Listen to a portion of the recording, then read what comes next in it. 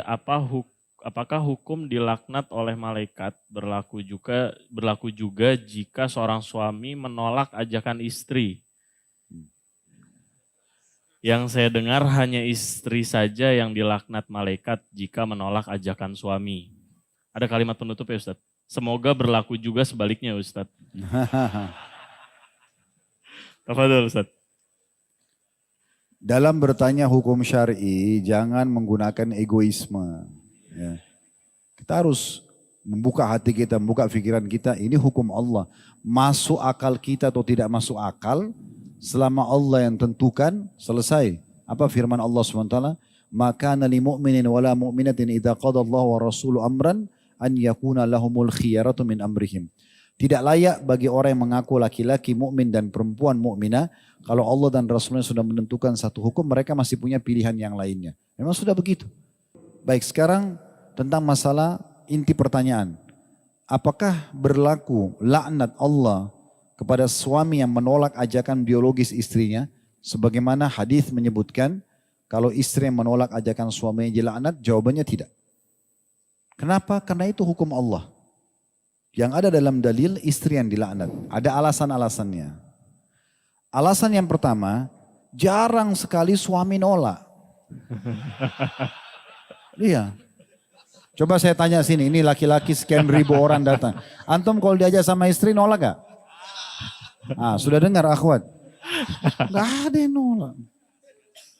Kecuali istrinya bau, ya, bau jengkol, bau nggak mandi mungkin. Tapi kalau dia wangi, dia cantik, siapa yang nolak? Laki-laki itu colek sedikit langsung dia semangat.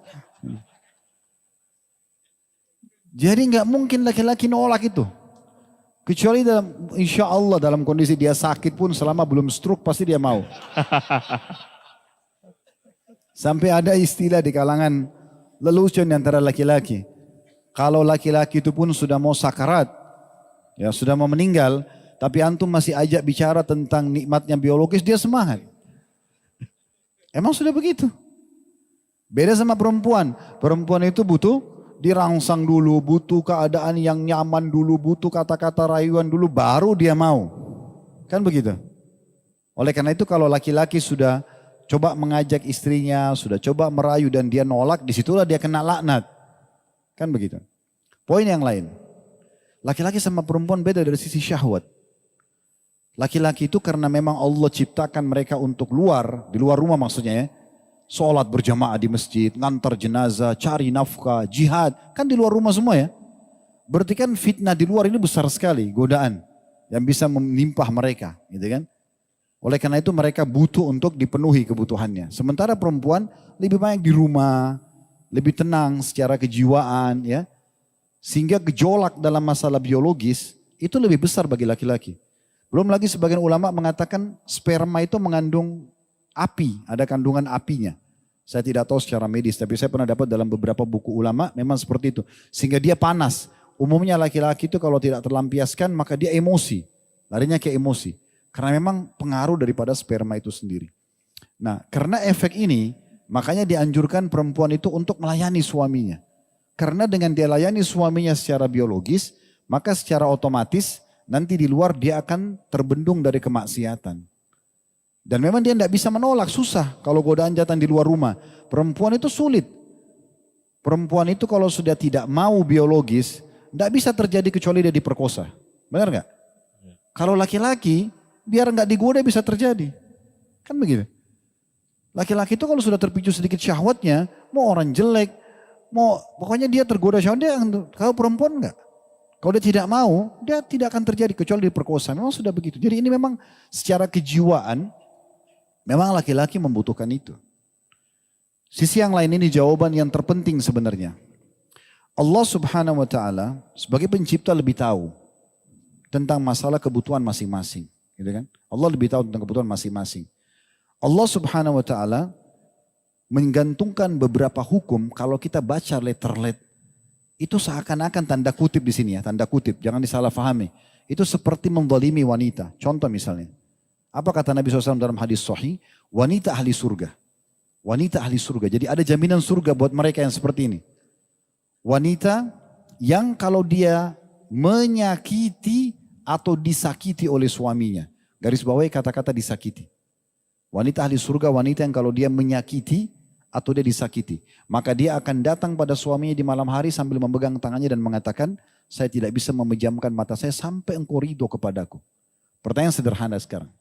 Kenapa ada bahasa disakiti? Sekarang kan kalau menyakiti, wajar orang minta maaf kan.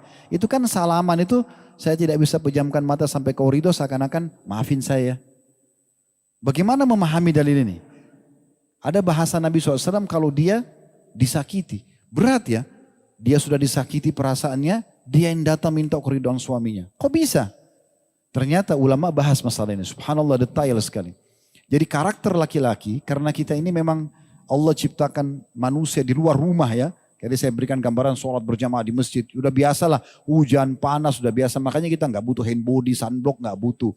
Emang sudah makhluk luar rumah gitu ya. Nah iya, laki-laki sudah begitu ya. Antar jenazah, jihad, apalagi jihad, mungkin mandi berapa hari nggak mandi gitu. Karena susah dapat, ini peluru bisa ditembakin kalau kita luangin waktu buat mandi, kan susah. Gitu. Jadi memang kita di luar ini. Nah dengan kondisi kita di luar rumah seperti itu berarti sifat defense laki-laki itu kuat sekali. Pertahanannya kuat. Kapan dia diserang, yang terjadi adalah pertahanan. Makanya saya sering nasihati para ummahat sebagai istri, kalau menghadapi suami jangan pakai cara laki-laki. Misal contoh banting pintu, karena laki-laki bisa rubuhin pintu. Gitu kan. Anda pecahin satu piring, dia pecahin satu rak.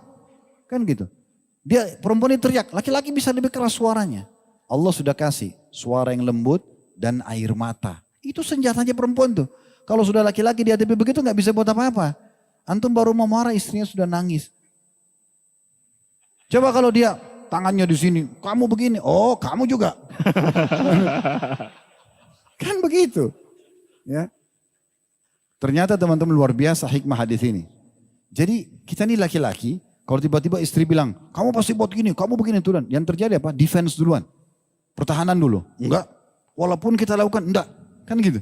Karena serangan. Coba kalau dia gunakan cara ini. Antum bayangkan nih, kalau kita lagi buat salah, istri datang. Sudah jelas kita salah ini. Dia salaman. Kalau misalnya saya buat salah, maafin saya. Apa yang terjadi? Oh enggak, saya yang salah. Wah, gitu. Keluar ke jantan, ya ngakuin kesalahan. Nah itu hikmahnya. Karena Allah pencipta lebih tahu karakter laki-laki jangan dengan keras, nggak bisa. Diajak berantem benar dia, gitu kan.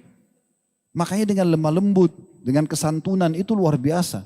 Menundukkan bagaimana egonya laki-laki itu tertunduk itu dengan cara seperti itu. Ya jadi kasus masalah laknat ini adalah sebenarnya bentuk kasih sayang Allah. Karena kalau tidak diancam seperti ini mungkin perempuan malas. Dia kan butuh dirangsang dulu. Ada sebagian laki-laki dia sudah syahwatnya penuh di kepalanya. Dia nggak ada waktu untuk merayu lagi. Dia langsung tiba-tiba mau lampiaskan ke istrinya. Istrinya butuh dirayu dulu, kasih bunga dulu, kasih coklat dulu. Ini kapan biologisnya? Iya kan? Makanya datang, dilaknat loh kalau tidak layani. Oh ada laknat nih. Jadi biar saya nggak dirayu, layani aja deh.